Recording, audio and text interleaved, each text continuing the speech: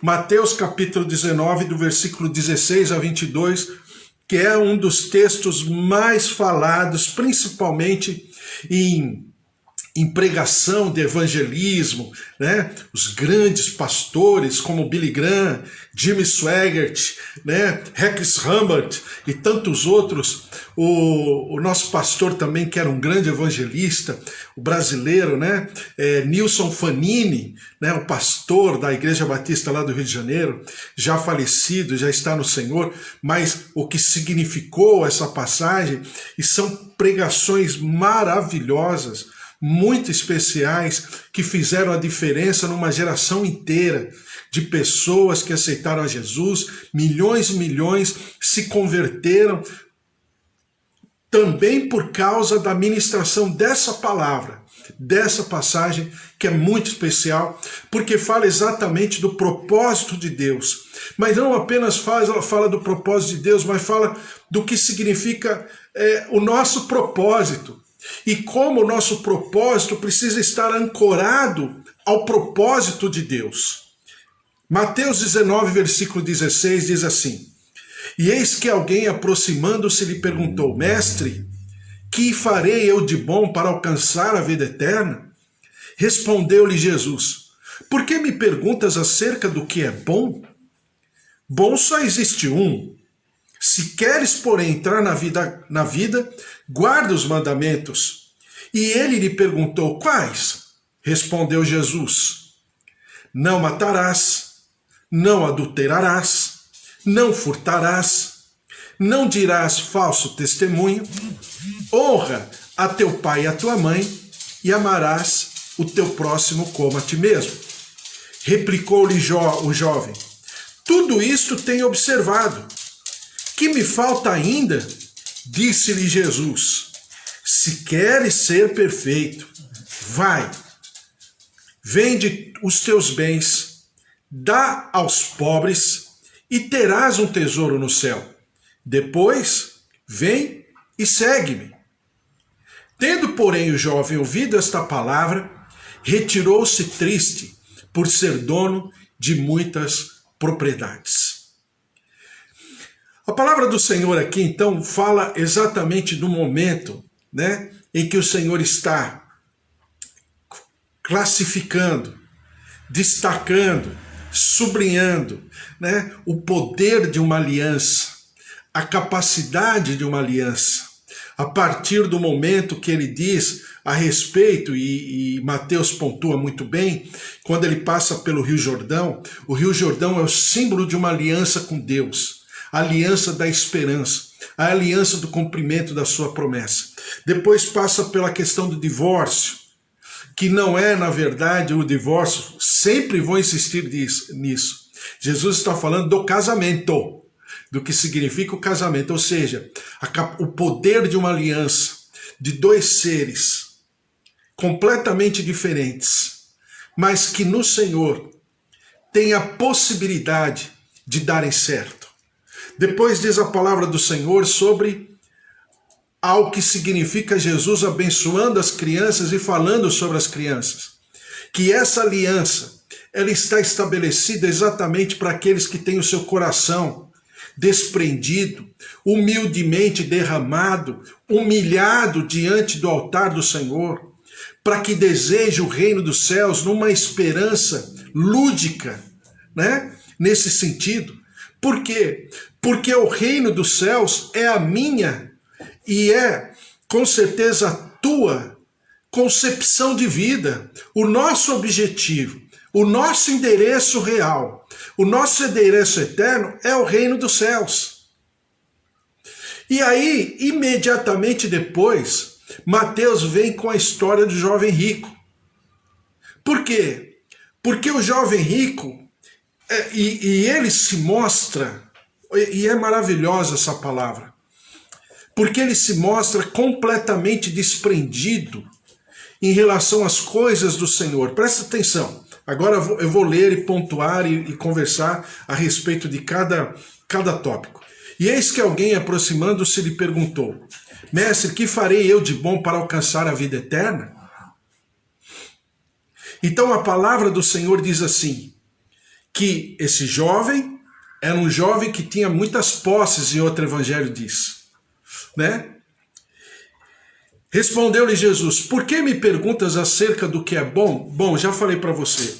Bom, aos olhos hebraicos, quem é a pessoa boa? A pessoa é boa se, somente se, ela se propuser a fazer algo, ela faz esse algo, ela cumpre com esse algo e termina esse algo. Então, ser bom é aquele que, pragmaticamente falando, ele tem início, meio e fim. Essa pessoa é boa. Por que que Jesus, meio como que, né, dá uma pequena exortada no rapaz, e ele questiona o rapaz ter chamado ele de bom? Por quê? Porque Jesus ainda estava em atividade.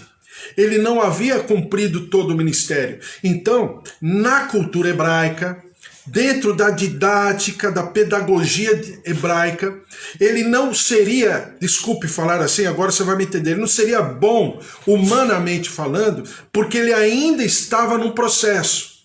Qual era o processo? Qual era o processo de Jesus Cristo? O processo de Jesus Cristo era ressuscitar mortos? Não. O processo, a vida, o propósito de Jesus Cristo, como diz Billy Graham, era, né, alimentar os necessitados? Também não. Qual era o propósito de Jesus Cristo? O propósito de Jesus Cristo era a cruz do Calvário.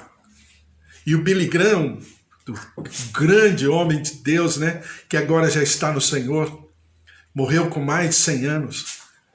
E ele pertence àquela geração que eu sempre falo para você, que nós, como servos de Deus, precisamos entender o ambiente espiritual, né?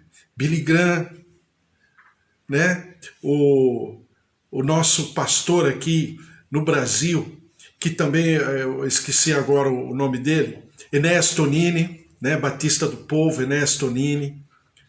Homens que, nas suas gerações, foram divisores de águas, com certeza, né?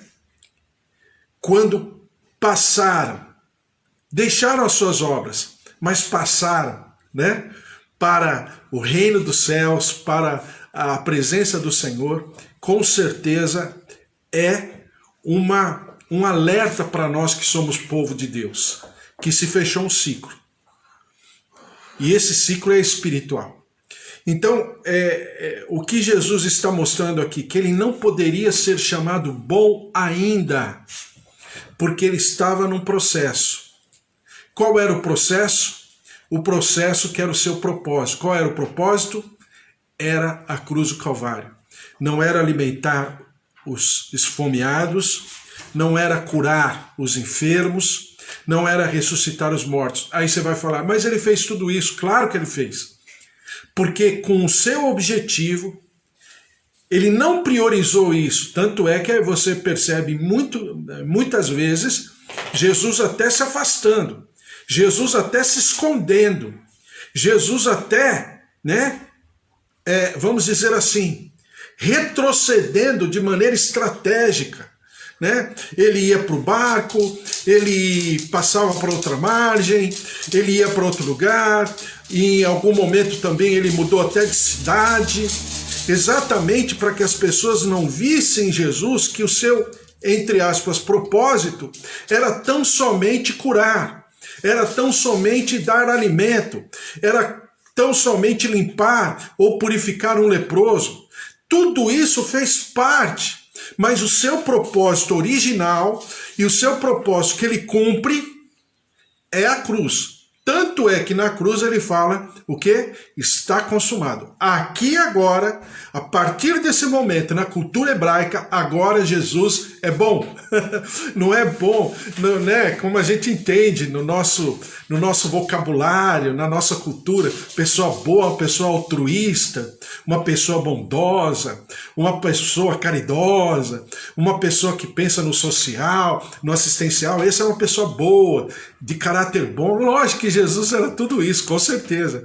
Era e continua sendo perfeitamente tudo isso. Mas o seu propósito era a cruz. E é exatamente isso que Mateus pontua em relação à aliança. A minha e a tua aliança é entendermos a nossa identidade. Primeira coisa. Segunda coisa, dentro dessa identidade, qual é o propósito dessa nossa identidade? O porquê eu existo? O porquê eu estou vivendo? O porquê, por exemplo, no meu caso, que já passei pela Covid-19, no meio, finalzinho de janeiro, passei pela Covid-19, então por que eu estou vivo? Por que Jesus derramou do seu milagre da vida sobre a minha vida? Eu estou me usando como exemplo, mas o porquê eu estou vivo? Mas eu poderia e devo me perguntar todos os dias, por que eu amanheci hoje? Qual a razão de eu estar respirando e não estar já na presença do Senhor? Por que Deus quer que eu permaneça? Existe um propósito. Não foi o meu vigor, até porque nós estamos percebendo o que está acontecendo com a Covid-19, né? Que os médicos estão em polvorosa porque a cada dia eles percebem que em alguns momentos a saúde orgânica, física, nem sempre, né, são prerrogativas de passar pela Covid sem ser, né, sem sofrer a morte. Então, são situações e circunstâncias que nós precisamos colocar bem claramente diante de Deus e bem claramente diante de nós. É claro que, por exemplo, eu, em algum tempo da minha vida, cuidei, né, na igreja de adolescentes, né, levava os adolescentes para acampamento, a gente conversava muito a respeito, eu ministrava os adolescentes. Geralmente a gente conversa com adolescente muito sobre isso, como eu converso com as minhas filhas. Qual o propósito? Qual o propósito de você querer ser tal coisa, tal coisa, tal coisa, mas você não quer ser tal coisa, tal coisa, tal coisa? Por quê? Ah, porque eu me dou bem mais com essas matérias. Mas é só isso? Ah, mas isso aqui eu não gosto. Mas é só isso? Então é uma questão a ser trabalhada muito, mas muito aprofundadamente, porque aqui está a razão de tudo. A razão da minha existência é exatamente descobrir o que Jesus está colocando aqui. Por que me perguntas acerca do que é bom? Ou seja, Jesus sabia do seu propósito. Presta atenção. Antes dele conversar com um jovem rico e vamos dizer, detalhar esse assunto, ele diz dele próprio: eu sei que eu não estou bom ainda, porque eu não completei, eu não consumei a minha obra, aquilo para o qual o Pai me enviou. Então perceba que existe uma linha de raciocínio completamente perfeita. E diz assim: bom só existe um, se queres, porém, entrar na vida, guarda os mandamentos. Então entrar no reino dos céus, para Jesus, é entrar na vida. Isso que nós temos aqui hoje vamos dizer assim, é um símbolo de vida, não é a vida. Para Jesus, vida é vida eterna. Para Jesus, vida é estar arrolado, é ser membro do reino dos céus. Isso é vida. Isso aqui é o símbolo. É uma sombra do que é vida de fato. E isso é maravilhoso. Diz assim: se queres, porém, entrar na vida, guarda os mandamentos. E aí Jesus fala alguns mandamentos. Ele diz, né? E ele perguntou quais? Respondeu Jesus: não matarás, não adulterarás, não furtarás, não dirás falso testemunho, honra o teu pai e a tua mãe, e amarás o teu próximo como a ti mesmo. Perceba que ele fala 5 mandamentos de Êxodo 20 e coloca o mandamento de Levítico, né? Ele não fala dos 10 mandamentos. Então a gente vai conversar a respeito disso. Amanhã tem mais, em nome de Jesus, porque aqui habita toda a nossa, vamos dizer assim, a nossa felicidade no sentido pessoal, a nossa certeza, a nossa convicção do porquê nós existimos. E isso é maravilhoso quando a gente conversa a respeito e pensa a respeito da palavra de Deus de maneira tão assim descontraída, mas isso não significa que não seja profunda, que não seja necessário, e ao mesmo tempo que essa palavra possa nortear a nossa vida, os nossos procedimentos e também a maneira com que nós ministramos, conversamos com as pessoas ao nosso redor, porque isso é muito importante, né? Vamos orar?